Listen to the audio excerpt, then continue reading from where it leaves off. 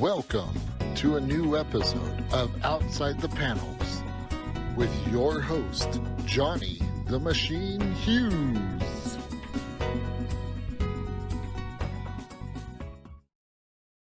Welcome everyone to an episode of Outside the Panels. I'm your host, Johnny the Machine Hughes, and joining me this time around is one of my favorite types of people. It's a returning guest. That means had such good fun the first time around, back for seconds. Please, sir, can I have any more? It is the fantastic Stephen Franck. Stephen, how's it going? It's great. How are you? It's great to see you. Yeah, man, it's been a while. It's been a while. 7 months. It feels like ages ago. I know. It's just like just time is weird. This last few years, it goes fast. It goes slow. It's just insane. It's just losing track of anything. Losing something. I don't know if you remember last time I had masses of hair. Oh, that's right. No, it's all gone. I've gone professional. Yes.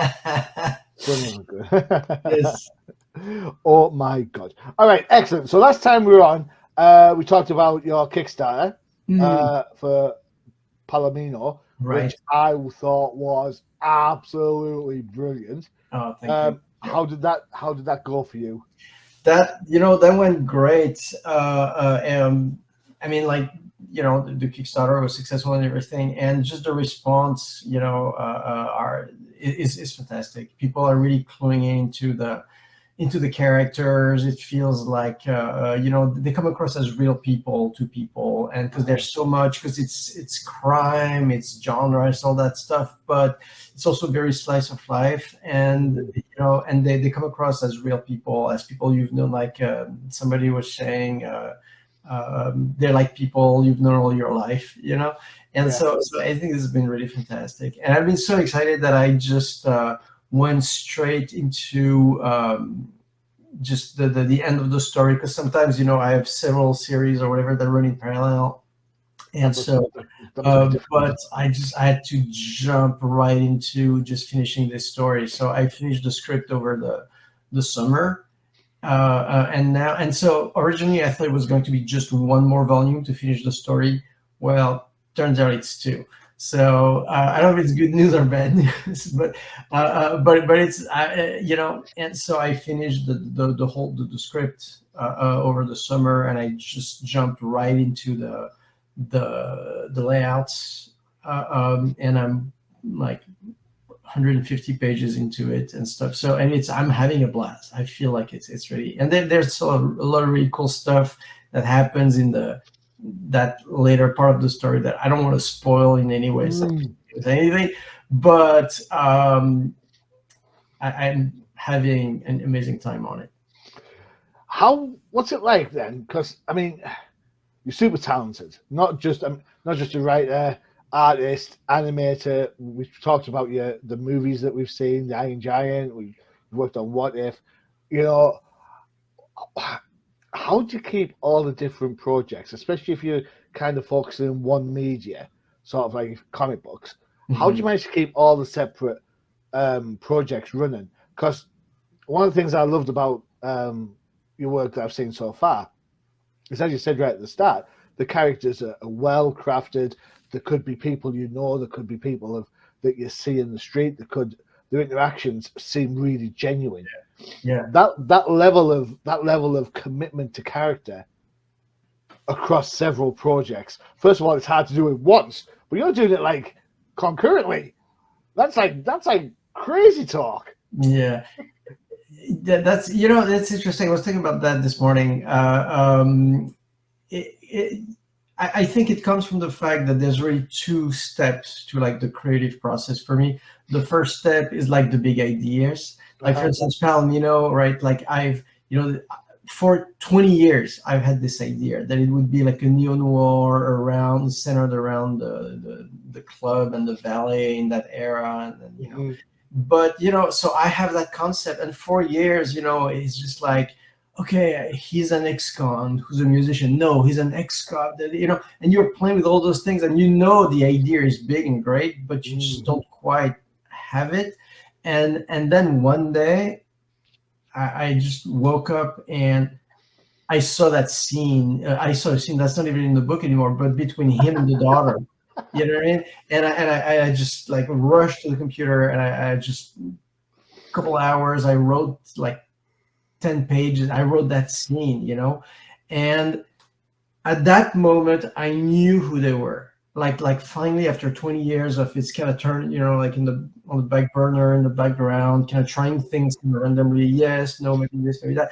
Boom! All of a sudden, it kind of like something cracks open, and immediately, and in that moment, you like in a non-linear way. Like I don't know what's gonna happen in the story, whatever, but I just know who they are. I can see them. I can see them.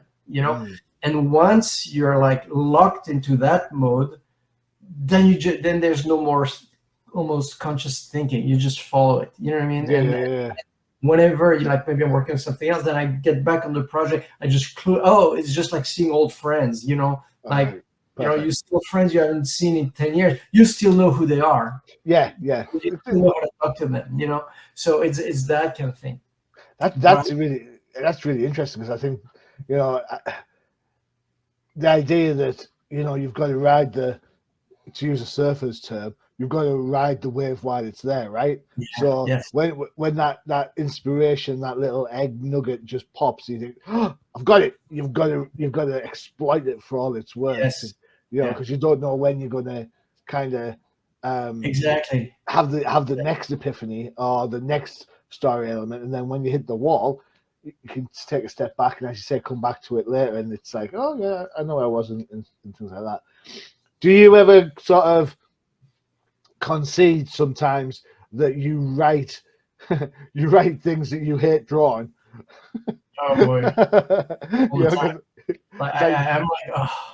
Does your artist's head yell right ahead a lot? I'll tell you something I learned in working in animation. Like, I just have this vivid memory for years and years. Being a storyboard artist, and you're being brought on the project, and you're in the story. And story artist in feature animation, you're like half staff writers, half board artists, right? Like in other words, you sometimes give you're part of the molding of the story, and sometimes you write your own sequences, sometimes they're already written, sometimes whatever. It's a very organic process. But so there's always this moment at the beginning of the movie, or the whichever iteration of the movie, where they bring all the story team is there, and they say, okay, who's gonna board what, right? And they pitch the take, and I'm like, oh boy, it all sounds good, just please not that one sequence, not this one thing, because this is just too hard to draw, or it's just I'm not feeling it, or this is not for me, or whatever. And sure enough, every time they're going, so how would you like doing this sequence, and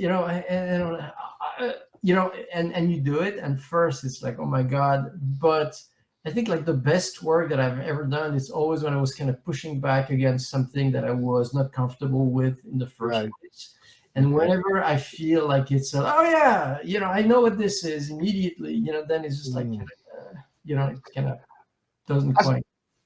I suppose there's a sense of fulfillment, isn't there? Kind of pushing yourself that little bit more, and thinking, you know what, I'm not quite sure how I'm going to get this action scene, or how I'm going to get the dialogue to move from here to where it needs to be, and have the characters kind of, how to make the conversation pieces interesting. Because that's, in movies or animation, there's always something going on that you kind of draws your eye. Very rarely do characters just stand stock still and just talk at each other. In comic book, that's all you've got.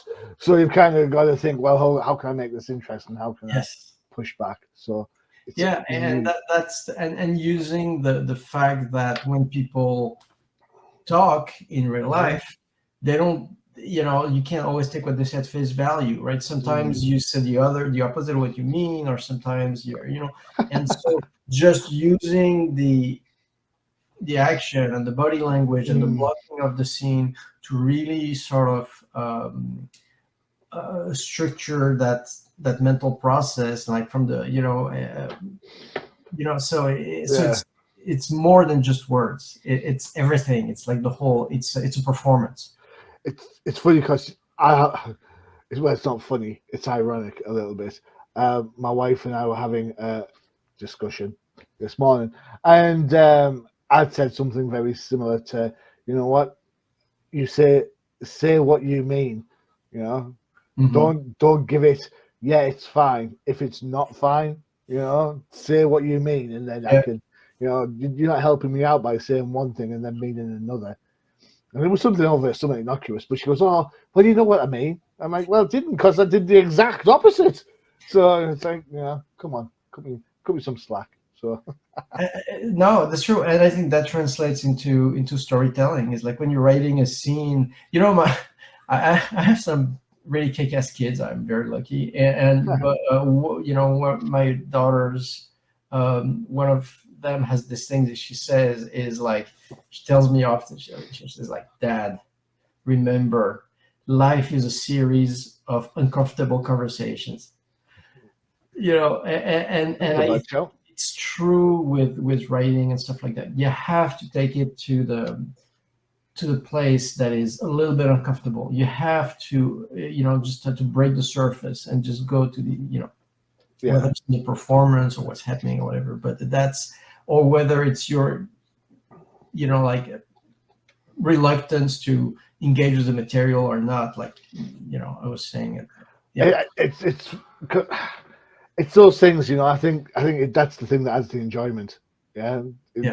If you're doing things by routine because you know how to do it and I've done it a million times, then you lose a little bit of enjoyment in it. I think we're all looking for those kind of experiences, whether it be movies, whether it be animation, whether it be comic books, to actually sort of like blow our minds a little bit.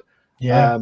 I think it's a problem that mainstream comics have, because we end up falling into habits where you buy the same book over and over a period of time because you like the character, but then it's hard to shock anybody on that.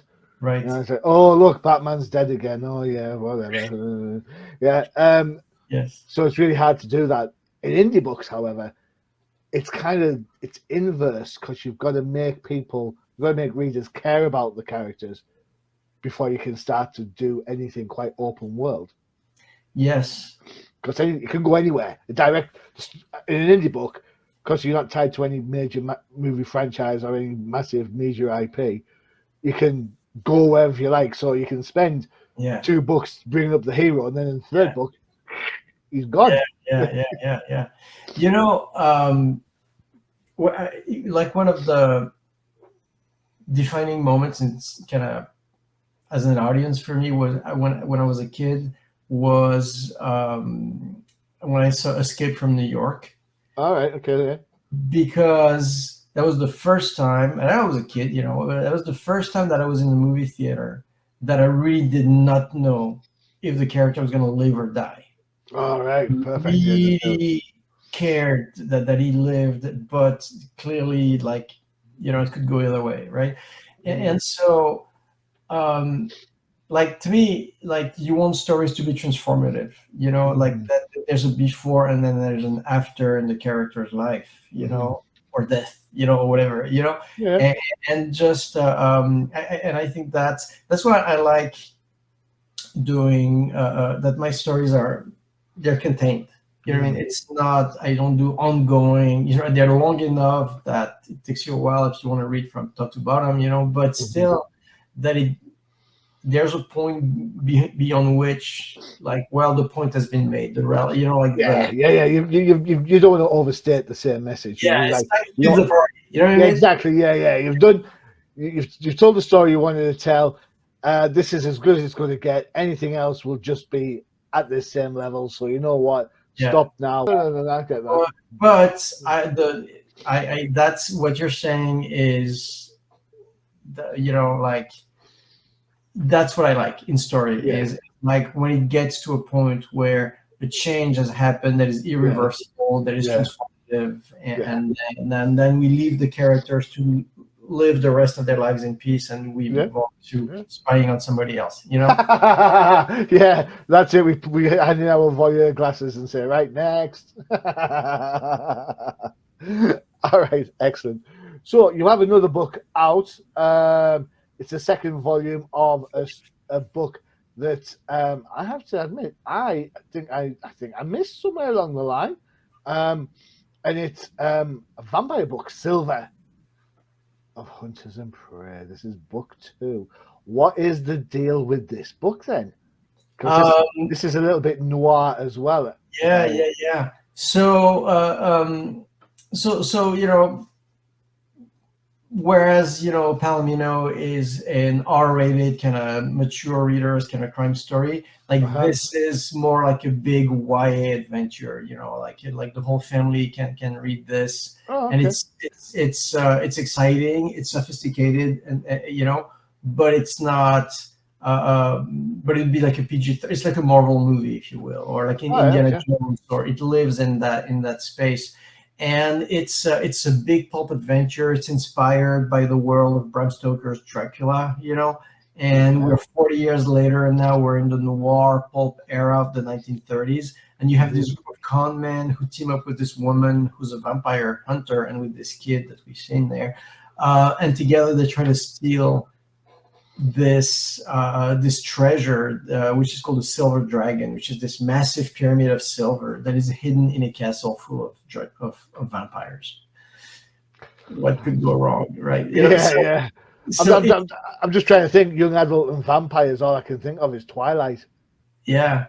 Please tell me it's not Twilight. It's not Twilight. No, it's a completely different thing. Yeah. I would say, if you can imagine Ocean's 11 in Dracula's castle by way of a big Indiana Jones adventure, but it's there's a lot of intense action in this volume, which is the second and final one. There's like an action sequence that is like 50 pages, almost uninterrupted, without hardly any dialogue in it, that goes through different locations and stuff like that. So it's really epic and kind of gothic and everything, but it's also it's a heist story. It's a long con kind of story, like The Sting, like Ocean's 11. So it keeps you guessing the entire time, all the way to the end. He's like, what, So it was a really, really, really fun book to make. It was originally we published it through Dark Planet Comics with the series of trades, and that was great. And now we're doing these hardcovers with Abrams Comic Arts. We're doing just an amazing job. Excellent. So, I love a good Dracula story. Vampires are one of my things. I did see something someone posted on the internet, on Twitter, I think it was this week, and it said, did you know that in the 30s there was no such thing as film noir? They were just called films back then. Yeah. And I was like, he's absolutely right. Yes. Yeah, because obviously that's just the way it was back then. Yeah. What is it about noir that makes it so appealing? Because there is a whole host of different types of stories. Obviously you think noir, it's kind of like a true detective, the kind of like brusque characters, and now you've thrown in horror. Now you've thrown in Indiana Jones, which I get Indy Jones because it's kind of like that's kind of more pulpy than noir to an extent. So it's interesting that you try to mix these up again. So what is it about noir that kind of gets your goat? Right. So for me, like there's noir is more a state of mind than it is a look, right? Because there's stylistically there's different types of noir. Like for instance, here we have like a big kind of pulp noir epic thing. So if you're thinking like the old King Kong movie or something, what I mean, you're just like, so it's that, or James Cagney gangster movies. Yeah. And so and I've often said that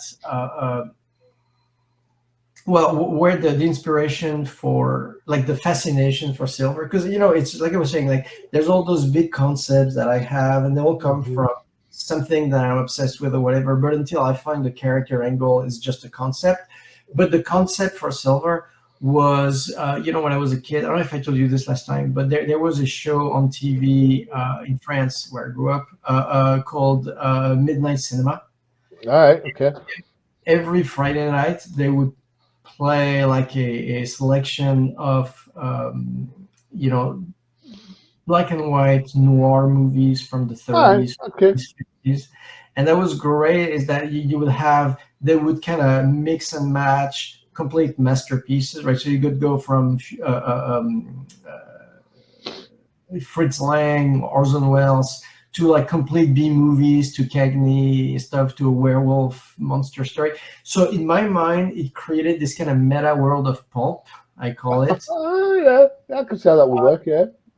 Where you can be, in New York City with like gangsters, and then take a plane to London, to England, and then you'll be on the moor chased by werewolves and whatever. Then you'll take a ship to like a mysterious lost continent, and it becomes almost high fantasy kind of stuff, and so that's a world that's based on the concept of that the world is mysterious, right? It's Mm. pre-Google Earth, you know what I mean? It's Mm. back when everything lurks in shadows, and there's a lot to be discovered, the world's a mysterious place.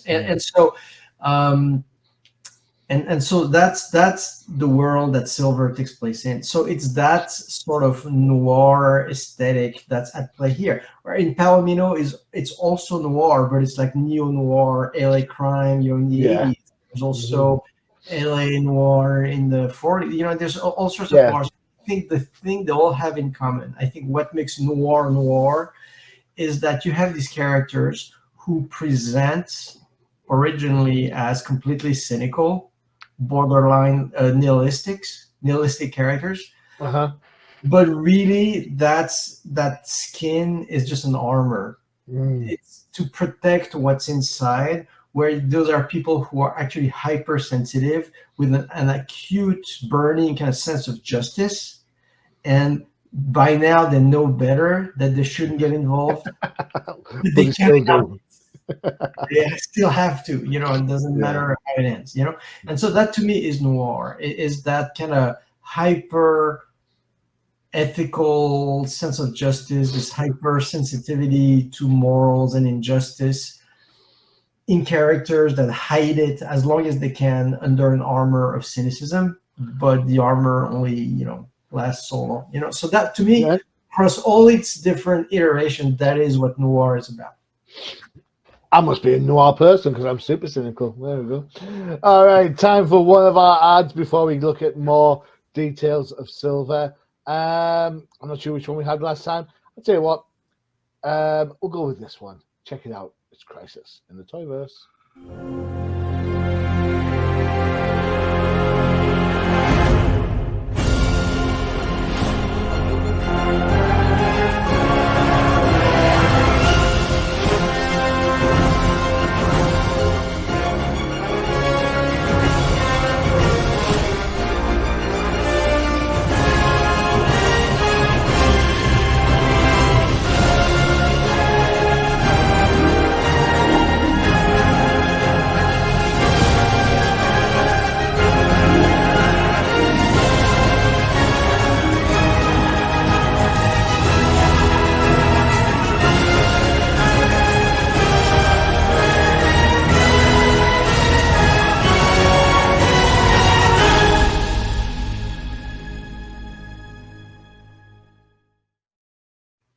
There, there we have it. Crisis in the Toyverse.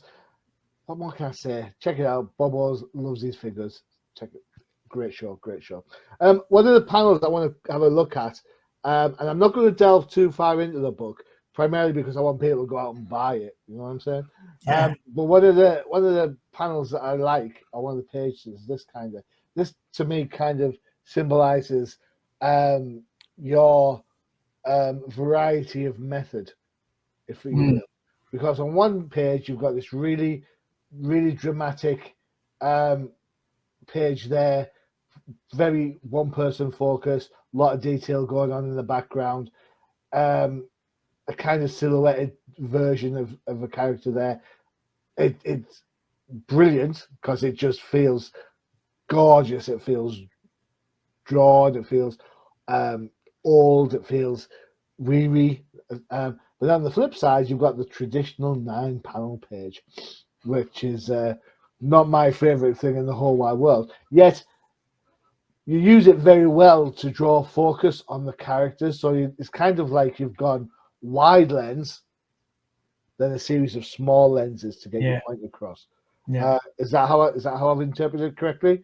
Absolutely. No, I'm glad. I'm really glad we're going in this direction because because I've been reading comics since I was, my parents had a store, and so I basically grew up reading every form of comic that, except manga that didn't quite make it to our shores back then, but so from the comic strips to the Kirby Explosion to the Will Eisner was my idol, and so I can see it. I can see that actually. I can see Eisner.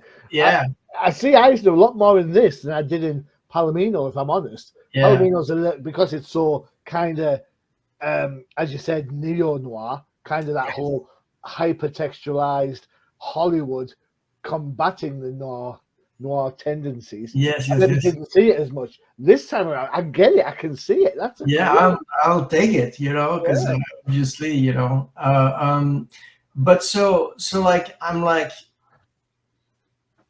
what can I bring to this that I'm trying to explore the art form in my own way, and there's two things there's two aspects that I'm trying to bring together. One aspect is that you're talking about Eisner, but you're also talking about Kirby, talking about what I love about those, Dark Knight Returns, whatever, right? Is that every page of these books is unique, right? Like if you a few years ago, there was a really big Kirby exhibit here in LA, and it was amazing to see those pages and to see those pages that I've known all my life as images and now see them as objects, is really something special. But the point is that you see a page and you're like, doesn't matter that there's hundreds of them. It's just like, oh, it's that page. It's that page. It's like every page is a bell that cannot be unrang. You know what I'm saying? Visually, like, because the last thing that the thing that I don't get as much enjoyment out, of when I read comics is that I feel like it's like a stack of storyboards. Yeah. Everything the same. And if you were to, unfortunately, kind of drop the pages on the floor, it'd be very hard to put them back in order. It would take a lot of work because they all kind of look the same. So what I'm trying to do is to make sure that every page, or at least every spread in its own way, because as we we're talking a little bit. That's a great point. I'll bring that up now. The format that we're looking at this book is the traditional 2-page format like that, rather than 1 page. And I, for one, quite like it because that means that when you get the splash across, especially in like the fight scene you were mentioning, where you need that continuation of motion, it looks better, it reads better. Sometimes when you get like digital comics, it's kind of like you have to read 1 page, scan back to read the top panel, scan back to read and it disjoints the thing because we're so used to open up the double spread and go, whoa, so that's the reason why, if anyone's wondering why we're looking at the book in this particular way.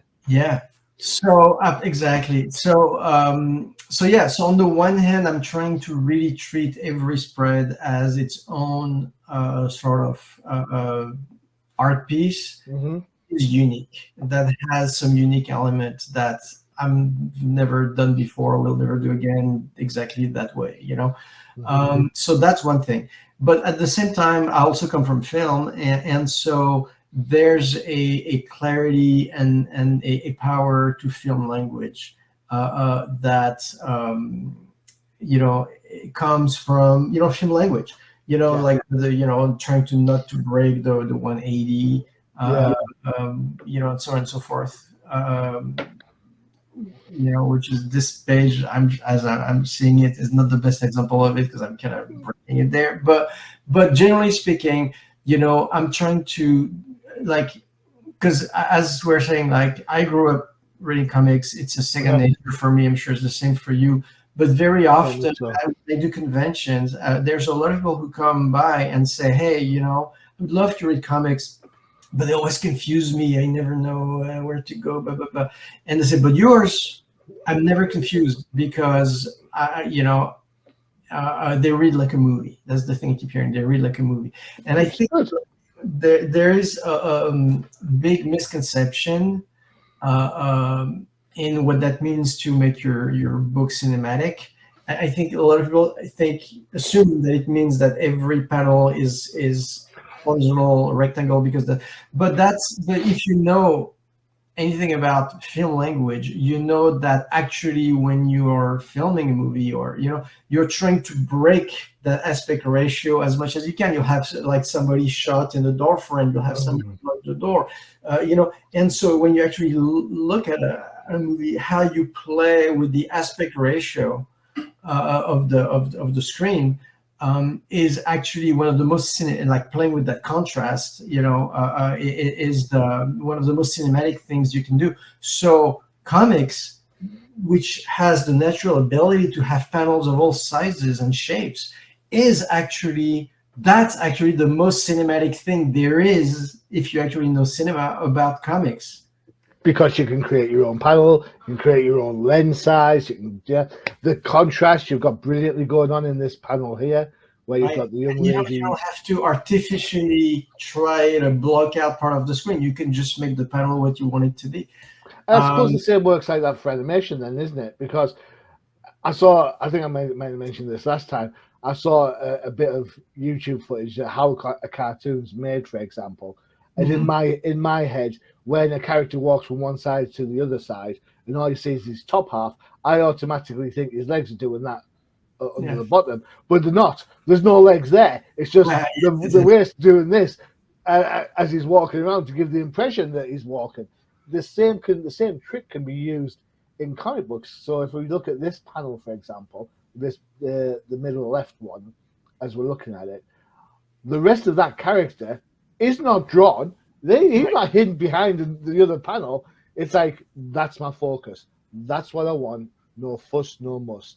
And then that kind of carries on through the other panels on that page. It's a slight. I'm not going to say it's a cheat because it's not a cheat, but it's sleight of hand, isn't it? It's kind of it is. It is. You're trusting us to fill in the details for ourselves. Yes, absolutely. And it's like the thing you're saying. It's in animation. When you're being trained as an animator, you're always being trained, being told to animate and draw past the screen. You know what I mean? So because for instance, if otherwise it feels like characters kind of weirdly articulate from the bottom of the screen or whatever. So the ability to show only part of a pose, but yet you completely understand the full kind of body language of it. I think that's part of the training too. You know what I mean? That's a good call. You know what? I've never thought of it like that. I've never, not from a comic book sense. I know there's a whole host of indie publishers who, when I read their books, they work really hard to get the full figure in a panel. And so they might use a really odd camera angle to kind of warp the perspective of stuff. And when I look at the books, it's like the page doesn't look right somehow. There's something just not quite right. And I think to myself, you've tried too hard to show me everything that character is doing, where really, if you come in a bit closer, change the camera angle a little bit, you can then show me what I need to see, and you can intimate, you can trust me enough as a reader to put the other pieces in for myself. I don't need to see, if a character's having a fight, for example, I don't need to see where the character's legs are at all times. I only need to see the legs when the legs become part of the fight. Exactly. I think some new artists or newer artists, I don't think they get that so much. I think they just try to really, cram the detail in because they want to make sure that you get it. But Yeah, because for two reasons, right? One is it's I think storytelling, visual storytelling needs to work on two levels. okay, Level one is clarity. You need to uh-huh. understand what's going on. If you don't understand what's going on, then there's no conversation. But that's an understanding is not enough. You also have to feel as a reader, feel a certain way about it. Mm, And so the reader's engagement with the image, has to be managed too. Whether it needs to, are you in the character's headspace? Are you watching them from? Do you have like a point of view on what they're doing, or are you in it with them, or are you? Do you need to, is the point where they are situated and stuff like that, right? So it is just by if you show everything all the time, you may achieve some level of clarity, mm-hmm, but you're not going to have any emotional impact mm, because you indeed. don't engage. You're like, look, it's like looking at everything from like behind the glass. You know what I mean? You're sticking Yeah, out. You be in the fishbowl with the characters. yeah, that's a good call. Well, I've another look at some more art. I am taking it. I know you've sent me a ton of stuff. I'm taking it from the book because the book. It just when you see it in its entirety, I can't help but go out. Wow. All right, and this is another double page kind of thing that just really this sort of stuff really I Yeah, really yeah, like this kind of these narrow panels to show transition or traveling to get to the wider panel of wow, this is your destination. It's such a clever little uh, trick to kind of have that motion across. yeah. So again, we looked at the last two pages. You had the full spread with the kind of contrast character at the bottom. You had the traditional 9-panel page going on. Now you've got this going on. It's like you said, Stephen. Every page is unique. Every page is one aspect of this story that's kind of helping the reader along. I And know. oh, Go on. sorry. Go ahead. No, no. I was just going to say, I know it's meant as a like an all ages type of thing. Young adult can read it or what.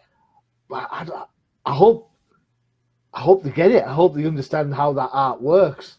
You know what I'm saying? Yeah, Because yeah. I'm looking at it and I get it, but I'm like, in my 50s, don't tell anyone. I know I look 24. Mhm. But it's kind of like um, you have to understand comics to get why that's like that.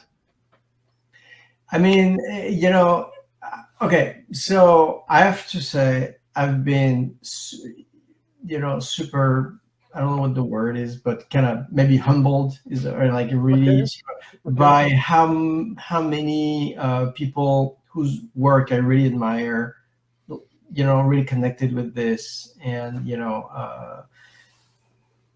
I don't want to drop names, but it's like it's become a little bit of an artist kind of series, which is really really Mm. so it makes me feel seen for all these things you're talking about, and but at the same time, it doesn't matter to like those are they're all those sort of I won't say skills or whatever you want to call them. It's those techniques.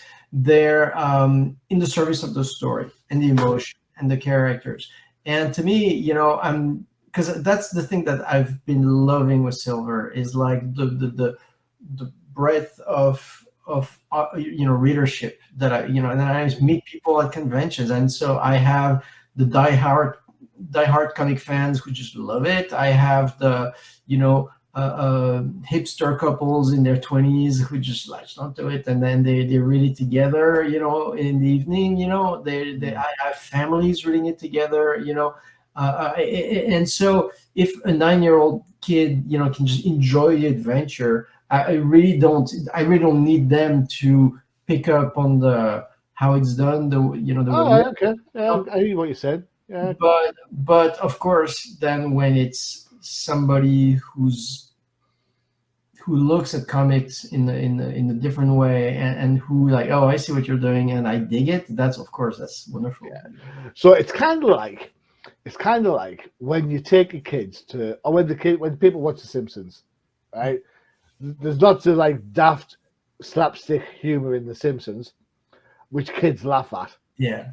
But then Marge or Homer or someone will say something, and the joke will go over the kids' heads. Yeah. And the adult will go. Yeah. That's kind of what we're talking about, isn't it? Yeah, Kind of, you're playing, and this is a really good attribute to have. You're playing to different crowds within the same medium using different techniques. Now, you know what? If you could stick that in a bubble as a piece of like a quote, that's it. That would describe, I think, your work as a whole, especially this one more than perhaps Palomino.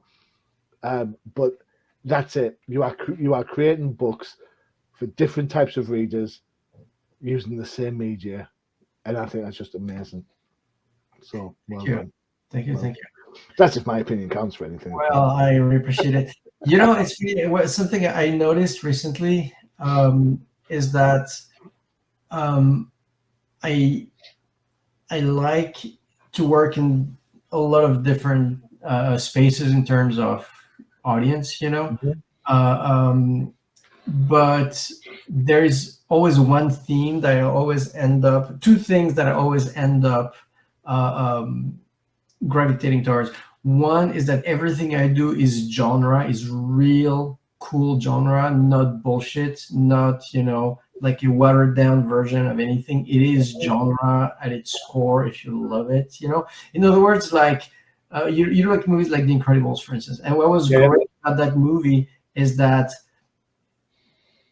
the superhero sequences in there, right, are some of the greatest superhero sequences ever done in any superhero movie, whatever, right? And so it's like, in other words, you don't want it, especially if you're doing something that you know a younger audience is going to read. You don't want it to only be cool if it's the first vampire story that you ever read. You want it to be cool enough that even if you've read a million vampire stories before, this one still you go like, wow, this is new, this is exciting, I'm in, right? So that's what I'm looking for. I'm looking for really going to the heart of the genre and just going, making it cool for even the most discerning of genre, you know, lovers. But the other thing is it's always, and for some reason, and this is not something I control or decided or anything, but it always somehow ends up being about family, and all its unusual and whatever permutations and iteration, right? Like, you know, Palomino, of course, was like the father and daughter detectives thing, you know. That's a really special type of family dynamic, you know. But here, like, you have these three misfits who are not engaging with their. That's what I always say, is that they're great at what they do, but they suck at life. Fair enough. And they're running out of chances to get it right. And so, but you know, like, you know, Finn, Sledge, aka Rosalind, and the kid Tao, they're really lone wolves, you know, for very completely different reasons, you know.